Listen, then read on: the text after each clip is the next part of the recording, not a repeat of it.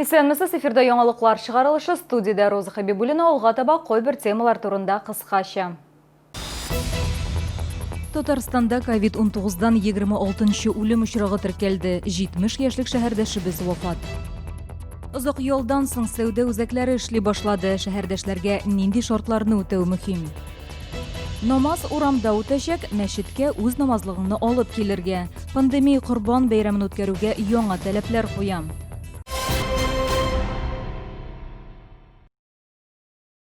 Татарстанда коронавирустан үлемнең 26-нчы очрагы теркәлде. 19 майда 1949 елда туган Чаллыда яшәүче икенче шәһәр хастаханәсенең терапия бүлегенә салынган. Ул коронавирус һәм пневмонияның авыр формасы белән һәм йөрәк-кан тамырлары авыруларыннан дәвалана. Хәле начараю сәбәпле реанимация бүлегенә салына. 23 майда Ират вафат була. Бу катлаулы клиник очрак булганга мәет материалын тикшереп, озак вакытлы патологоанатомия экспертизасы үткәрергә кирәк булган. Үлем сәбәбе COVID-19 вирусы. Тәүлек буена исә Татарстанда авыруның 33 яңа очрагы расланды. Авыруның берсе шәһәрдәшебез. Чаллыда COVID-19 белән авыручыларның гомуми саны 766-га җитте. 16 июльдән Чаллыда зур сәүдә үзәкләре, кафе һәм рестораннар ачылды. Шулай ук аттракцион парклар эшли башлады. Шуңа да карамастан килүчеләр саны һәм дистанцияны үтәү буенча чикләүләр саклана. Теманы Эльвина Андрова дәвам итә. Эре сәүдә үзәкләре ачылуы күптән көтелде. Ниһаять, әлеге чикләүгә нокта куелды ди шәһәрдәшләр. Берәүләр яне яраткан кибетләренә, икенчеләре эшкә чыкканына шат. Я очень рада. Я соскучилась по работе на самом деле. Именно в торговых центрах. Как бы рада, но минус в том, что опять тратятся деньги. Хорошо копились на карантине, но вот сейчас опять как бы пошел за одним, накупил кучу всего. Сәүдә үзәкләрендә бары тик шәхси саклану чараларында гына булырга мөмкин. Килүчеләр өчен антисептиклардан файдалану мөмкинлеге булырга тиеш. Кибет хуҗалары һәм аларның хезмәткәрләре берничә ай сәүдә үзәкләре ябылу аркасында катлаулы хәлдә булган. Шулай да кайчакта эшкә чыгарга туры килгән. Нам платили зарплату, потому что мы не переставали работать на уличных точках, соблюдая, естественно, все вот эти вот меры предосторожности, маски, перчатки. Вот. Поэтому мы что-то получали, но все равно лучше вернуться на рабочее место. Җәмәгать туклану нокталары да эшли башлады. Әлбәттә шикләнгән режимда. Өстәлләр арасында метр ярымнан да киң булмаган ара булу шарт. Бер өстәл артында 4 кешедән артык утырырга ярамый. Залда утырту урыннарының гомуми саныннан яртысында гына кунаклар утырырга мөмкин. Күп кенә кафелар ябылу чорында ризыкны өйгә китерү хезмәте күрсәтә башлады. Күпмедер дәрәҗәдә үзизоляция хәтта бизнесны үстерергә ярдәм итте ди эшмәкәрләр. Доставка будет действовать все так же. Мы очень рады, что нам пришлось больше сил отдать для этого. Наверное, мы не смогли бы уделить столько внимания и времени, если бы не вот эта ситуация с пандемией. 16 июльдән аттракционнар да үз эшен башлап җибәрде. Бүгенге көндә 27 аттракционның 23-е эшли. Мәдәният һәм ял парклары директоры сүзләренә караганда, бу барлык хезмәткәрләрнең дә эш өчен кирәкле медкомиссияны узмауы белән бәйле. ГЭС паркында безнең эшли 15 аттракцион безнең эшләргә тиеш, эшли ала. Роспотребнадзорның ризалыгы буенча алар барса да бүгенге көндә эшлиләр. Парк Победа, Җиңү паркы буенча безнең эшләргә мөмкин ризалык алынган Роспотребнадзордан 27 аттракционга, бүгенге көнгә менә хәзерге моментка аларның эшли 23-е. 2 сәгать саен аттракцион операторы каруселне ябарга һәм килүчеләр кагылган барлык өслекләрне, утыргычларны дезинфекцияләргә тиеш. Кассалар алдында дистанция махсус тамга белән регламентлана. Паркның барлык хезмәткәрләре шәхси саклану чараларында эшли. Килүчеләр өчен алар мәҗбүри түгел. Эльвина Андрова, Валерия Новожилова, Сергей Кищенко, яңалыклар. Нәзәрәт Татарстанда Корбан бәйрәмен уздыру таләпләрен билгеләде. 31 июль көнне мәчетләргә иртәнге 3:30 сәгатькә җыелу һәм Коръәннән аятлар укый башлау тәкъдим ителде. Сәгать 3:45 Корбан гаете вәгазьләре укыла башлаячак, ә гает намазы сәгать 4:15-кә билгеләнгән. Сәгать иртәнге 4:30дан Корбан чала башларга мөмкин. Татарстан Республикасы җирлекләре өчен Корбан гаете уңаеннан вәгазь намазларны әлеге вакыттан да иртәрәк үткәрергә ярамый. Дөнья күләм пандемия коронавирус инфекциясы таралуны булдырмый калу максатыннан шәригать белгечләре гает намазларын мөмкин булганча ачык һавада оештыру мөмкинлеген карауны сорадылар.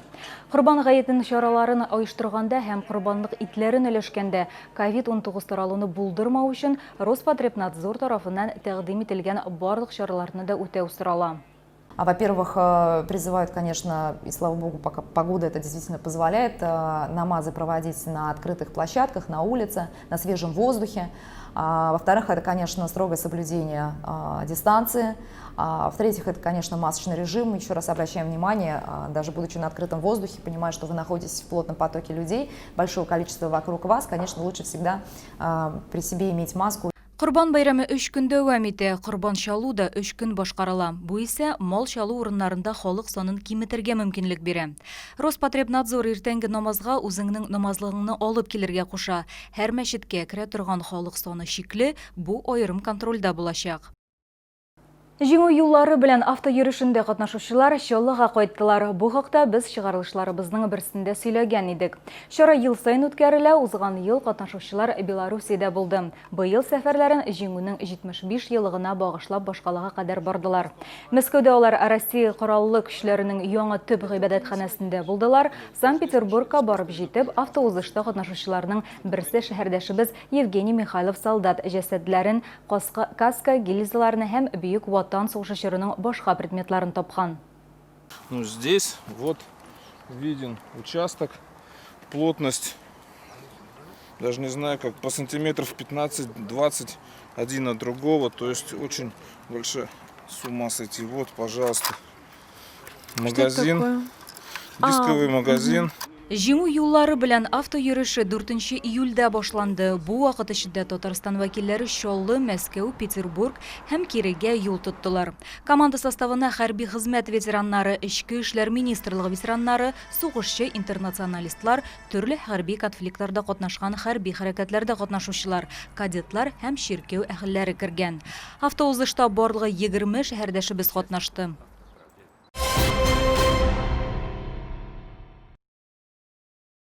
Хамамы югары дымлылык белән аерылып торган төрек мунчасы, монда кеше рухи тынычлык таба ала, ул хәзер Чаллыда да барлыкка килде.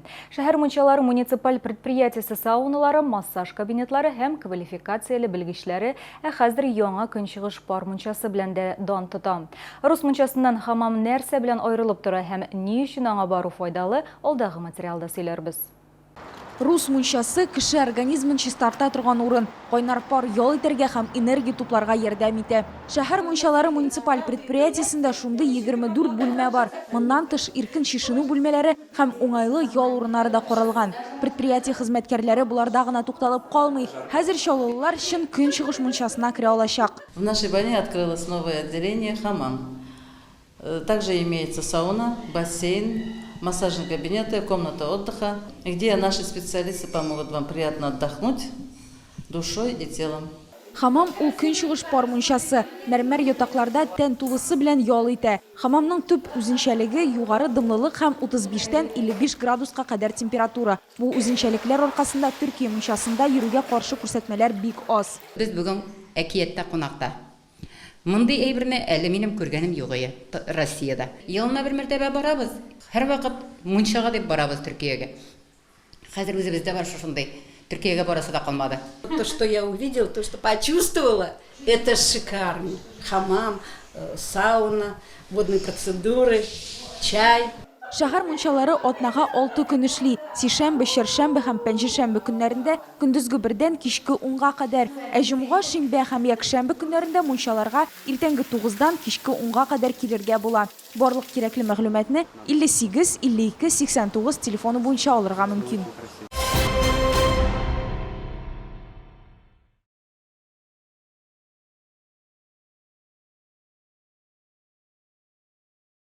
Бүгенге менә шулар, мин сезнең белән сау булашам, исән сау булыгыз.